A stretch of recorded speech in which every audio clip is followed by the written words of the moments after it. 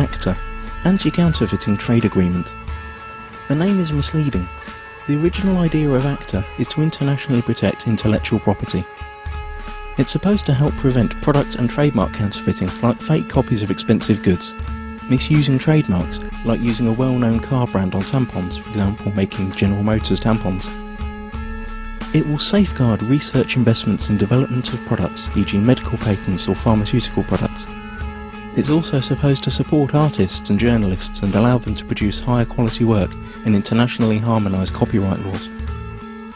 Sounds great, doesn't it? But there's a twist. The Oxford English Dictionary defines a counterfeit as, quote, a fraudulent imitation of something else. But when a file is copied on the internet, it is exactly the same as the original, not an imitation, and it is not stolen since the original is not removed. The information is simply being shared free of charge, so counterfeiting has nothing to do with it. Let us explain. Intellectual property is never really defined within ACTA. It could mean trademarks, or it could mean any idea or information which later could be copyrighted, restricted and criminalised. This will have a tremendous effect on the internet as we know it. The actual ACTA text covers a huge range of topics and is very complex and hard to grasp, so we will explain what happens on the internet in a hypothetical real-world analogy. Imagine paying for a cookery course. During this course you learn how to cook some really tasty fried chicken. Then you return home and teach the recipe to your wife. But here's the catch. According to ACTA, you are now both criminals since you shared that information for free when only you had paid to learn it. The ACTA regulations are clear. When you're suspected of sharing copyrighted information, depending on the country you live in, then your access to any kind of courses will be blocked, you will be fined or sent directly to prison. But surely no one would find out that you'd shared the knowledge of the secret fried chicken in private at home. And you're right. Under current law, no one would. But ACTA deals with this through excessive surveillance. All your communication will be monitored, and not only yours. Your family, your friends will all be observed, just in case. But you don't need privacy, civil rights or liberties, because you have nothing to hide, do you? Now that you know the principle, let's see how it will be applied on the internet when ACTA comes into effect. You can imagine your internet connection like a conveyor belt running in two directions. Along the conveyor belt, packets of data are coming in and going out of your computer.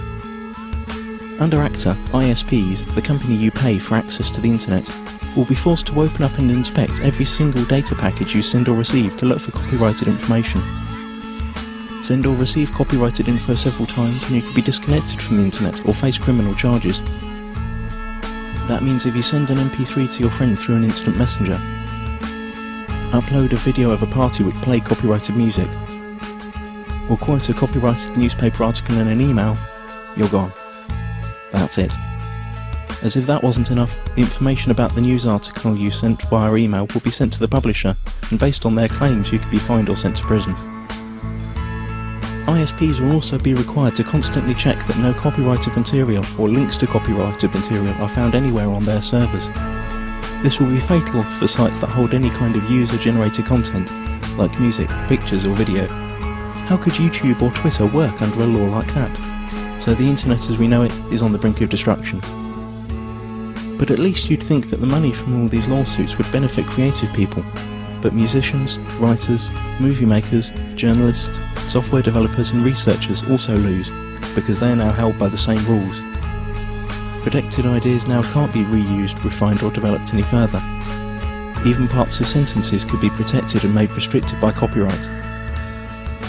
The whole agreement only benefits a small part of the industry, the so-called content mafia.